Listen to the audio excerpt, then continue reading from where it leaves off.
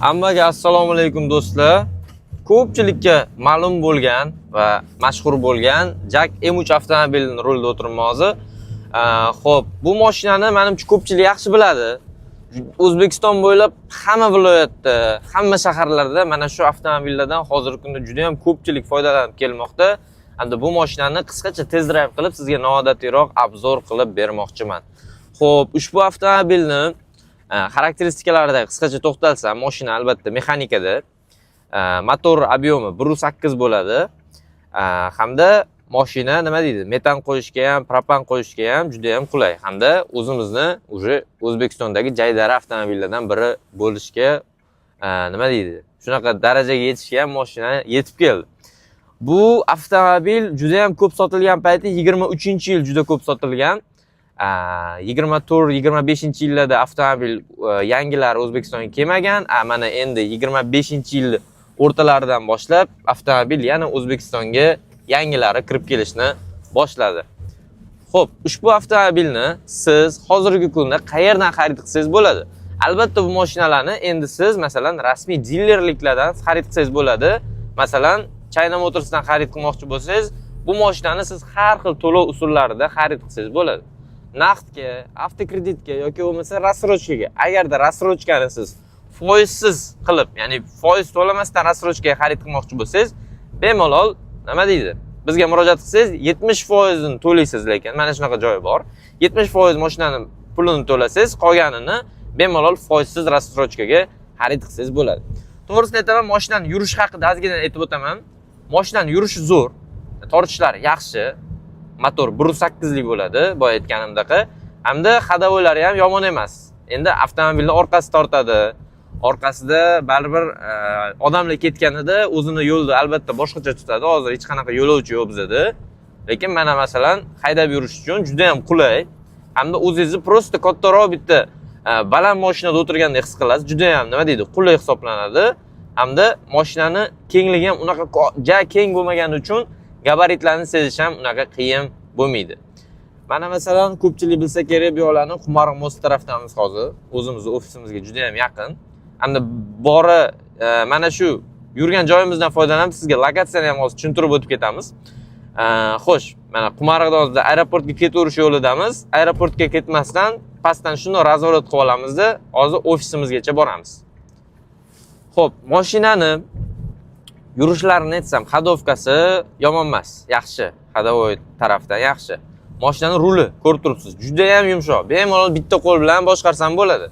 Hozir masalan mana razvorotga kelib ko'rsataman. Hech qanaqa og'ir emas ruli. Boshqa mashinalarga o'xshab og'ir bo'lmaydi. Elektronniy usilitel, gidroid usilitel emas. Ya'ni masalan hech qanaqa kuch ishlatmasdan turib mashinani bemalol boshqarsangiz bo'ladi bitta qo'l bilan.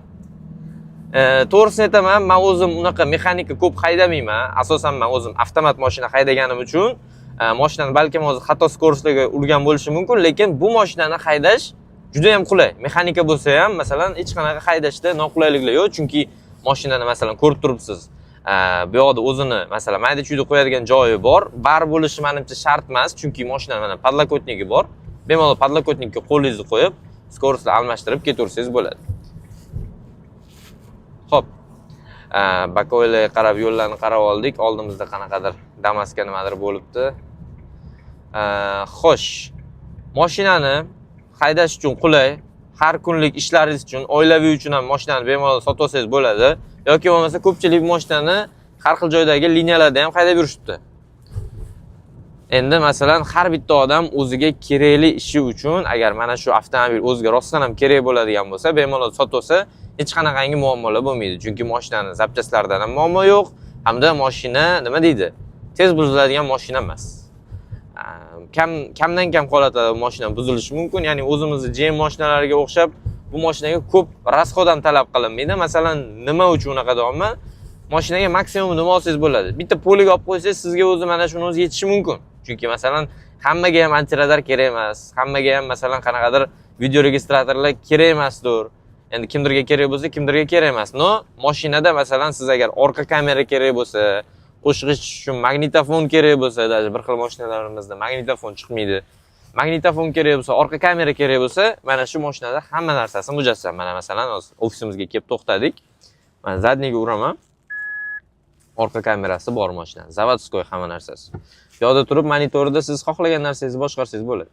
Bemalol telefoningizni Bluetoothga ulab ishlatsangiz bo'ladi. YouTube bor, shundoqqina olasizda telefoningizdan точка доступа yoqib, bu yerdan Wi-Fi ni bitta ulaysiz, bo'ldi. Monitoringizda internet bor, YouTube'ga kirasiz. Mana Google Chrome'lar bor, Play Market'lar bor. Bemalol telefoningizni ulab, mazza qilib uzoq yo'llarga chiqib ketsangiz bo'ladi. Xo'p.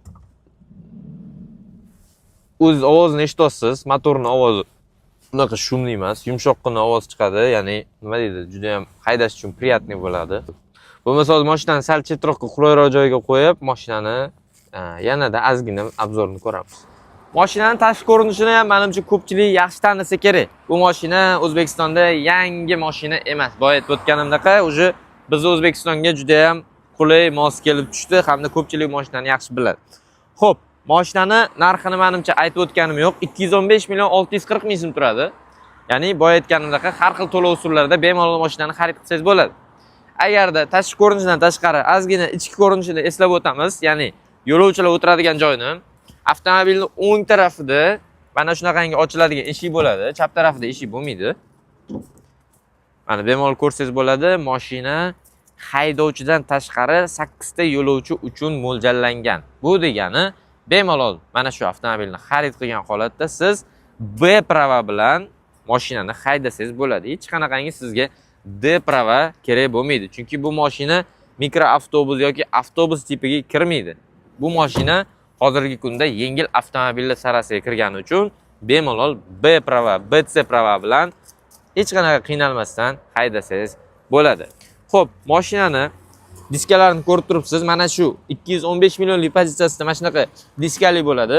Hamda bunning razmeri, hozir men razmerini ko'rib aytaman sizga. G'ildirak razmeri R15 bo'ladi. Oldi ham, orqasi ham bir xil bo'ladi. Hamda bu mashinaning turlari ko'p, aytib o'taman. Yuk tashiydigan M3lar bor.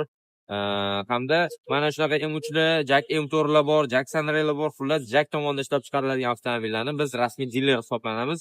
Shuning uchun avtomobil kerak bo'lsa, bemalol bizga murojaat qilsangiz bo'ladi. Video yoqqan bo'lsa, like hamda podpiska tugmalarini bosishni unutmang. Eslatib o'taman, bu mashinalarning ko'pchiligi hozirgi kunda, ya'ni assortiment holatda juda ham ko'p turlari nalichida tayyor holatlari ham mavjud. Batafsil ma'lumot olish uchun albatta bizning raqamlarimizga qo'ng'iroq qiling.